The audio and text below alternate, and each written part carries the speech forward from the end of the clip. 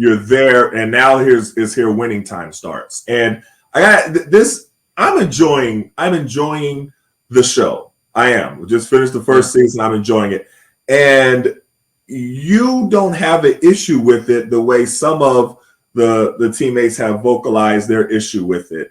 They actually did a segment about your hardship Supreme Court case, and they included that history in there. So I didn't figure that you would, but not to put words in your mouth, you don't have an issue with the show the same way some of the other guys do. No, because at that time I didn't know that I had been lugging around PTSD. I from my childhood and from what had happened to me with the Supreme Court, man. It's some brutal stuff. And I'll give you a little background. Kurt Flood went to the Supreme Court right after me, and remember, he didn't play any more games in Major League Baseball. He ended up going to a country and staying in that country because he couldn't live in America because people hated him so badly and they treated him so badly. And then when he came back to America, the Major League Baseball players, all of the greats that we know of today, and everybody got endorsements, buying teams and all of that, they treated him like doo-doo, and he just died off, man. Wow. So I was always cognizant that I got to stay strong because I'm carrying the banner for him and Muhammad Ali, the two that was at the Supreme Court, either before me or in my period of time. So I'm the only one standing after that for changing the sport. And just reiterating, the show starts with with magic, and there would have been no magic if it weren't. There wouldn't have been no magic. They wouldn't have been able to draft him right there. Right. No Jim Jones on that team. No, all those players would not have been there. Right. So it starts with that, and then they bring me in. Jack McKinney was my guy. Bill Sharman was my guy because Bill Sharman had coached against me in the ABA, and he wanted me with the Lakers. So I ended up coming to the Lakers because Utah had just bought, and the New Orleans Jazz had moved from New Orleans to Utah because I was playing with the New Orleans Jazz with Pistol Pete Maravich. Elgin Baylor was my coach.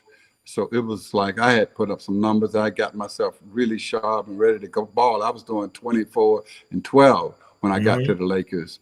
And then when I got there, former players, actors and actresses, and everybody was around us because it was like Iman and I, we were this hot couple. Of course.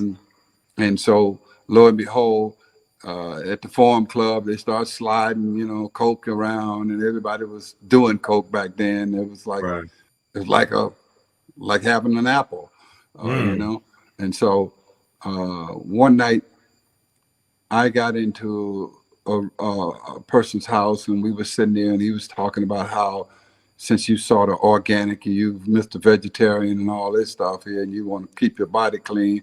I got I got a good way you can do coke without even snorting it. So I'm like listening to the lie, but wanting to believe the lie because I was with my celebrity friends and all. And so he says, hit this pipe, man. This shit has been washed out and it's clean and pure. So I hit it, and I stayed there with the pipe all up until like about 4 a.m. Then I realized I got to practice, man. I got to get out of here. Oh wow!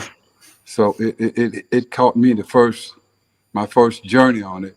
It was like the disease was sitting there, because I also look back in my history when I do study of my family. My grandfather, people like that died of alcoholism. I had. To that time, I hadn't lost all four, but 4 of my brothers and sisters passed from alcoholism and stuff. So the disease was there, just waiting to pop his head out. And when it popped his head out on me, there I was caught up in it. And so I would like go for days and months without it and just be fine. And then some triggers, somebody would, I could never get away from these people from the Forum Club because everybody wanted to be around the Lakers and be a part of the Lakers. I would be sitting in there, man, just talking to Jerry Buss, Kareem or somebody, and then all of a sudden I get home and the shit is in my bag. I'm like, who put this in my bag, man? Then you're like, I'm gonna tear this up and throwing it in the sink, man. I'm getting rid of this. Nah, I'll take just one. Oh, I got you.